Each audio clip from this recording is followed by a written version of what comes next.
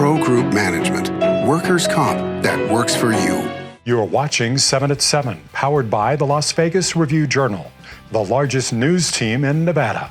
The teen accused in a murder and 3 carjackings last week appears in court for the first time this morning. Thanks for joining us on 7 at 7 tonight. I'm Lena Bleetz. We begin with top stories. A teen accused of killing a man at the Aliante Hotel Casino, multiple carjackings, and leading police on a high-speed chase now faces 27 additional charges. 19-year-old Arion Wormsley appeared in North Las Vegas Justice Court today with scabs and healed cuts on his body. His formal charges include open murder, 5 counts of burglary, 3 counts of battery, and child abuse or neglect, according to court records.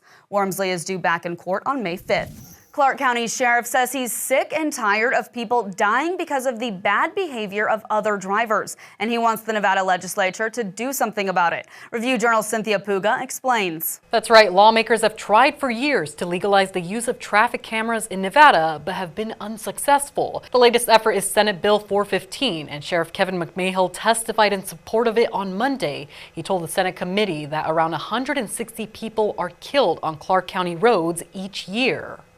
There's not a single meeting that goes by in our organization where we're not talking about how can we reduce these numbers in traffic fatalities in particular. Senate Bill 415 would let local jurisdictions install cameras in places with a high rate of crashes. Violations would cost the driver up to $100, but they would not impact the driver's record or license status. Opponents of the bill, including the ACLU, raised concerns about government overreach and potential misuse of the data.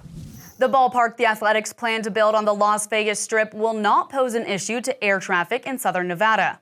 That's according to a letter from an official with the Federal Aviation Administration. The agency reviews plans for any structure over 200 feet tall as part of its airport space analysis.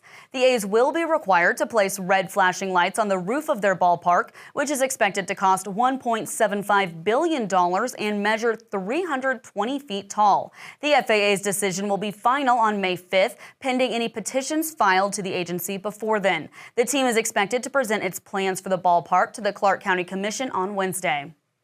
In weather, sponsored by Star Nursery, your garden's partner for every bloomin' thing.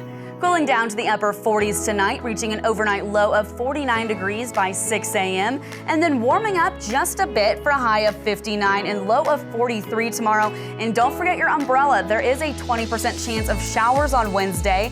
Then the rain clouds mostly clear out, 6% of showers on Thursday with a high of 62 and low of 46, and no chance of rain the rest of the week and through the weekend, rounding out the week with a high of 69 and low of 53 on Friday. In business, brought to you by G Bank, your best banking experience ever. Gas prices are spiking across the Las Vegas Valley. AAA reports the average price of a gallon of regular unleaded gas is $3.94. That's a jump of 21 cents per gallon over the past week. An analyst with Gas Buddy tells the Review-Journal the rising prices are a result of the annual changeover from the cheaper winter-grade gas to the more expensive summer-grade gas. Despite the increase, the price per gallon is still 55 cents cheaper than the average price of $4.49 on this date last year. Sports brought to you by Station Casinos, STN Sports. Download the app today. I'm Heidi Fang with the latest on the Raiders. Our beat writer Vinny Bonsignor caught up with owner Mark Davis at the NFL owners meetings in Florida. Since inheriting the team in 2011, Davis has had 8 head coaches and 6 general managers. With John Spytek and Pete Carroll now in place, are the Silver and Black back on the right path? Maybe this is the time where he finally gets this thing pointed in the right direction. And I do believe with John Spytek and Pete Carroll and Tom Brady now being that kind of triad of decision makers, Mark Davis feels like he's in pretty good hands right now. And in more Raiders news, the team officially signed linebacker Devin White on Monday. In health, brought to you by Centerwell Senior Primary Care. Discover primary care focused on you.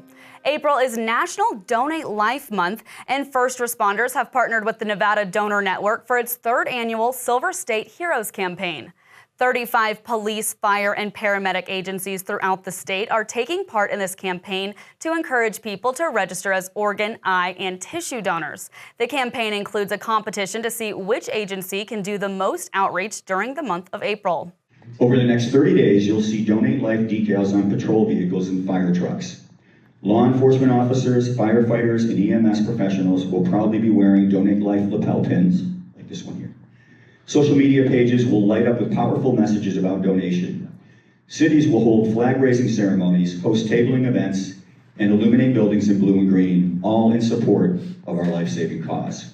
Nearly 700 Nevadans are waiting for an organ transplant. Sports betting brought to you by the Las Vegas Paiute Tribal Smoke and Cigar Shop. UConn is the only team that wasn't a #1 seed to reach the women's Final Four. But with Paige Beckers leading the way, the Huskies are the -150 favorite at the Westgate Superbook to win the national title. Defending champion South Carolina is the +275 second choice, while UCLA, which entered the tournament as the top overall seed, is 9-1. Texas, making its first appearance in the Final Four since 2003, is +930 to cut down the nets.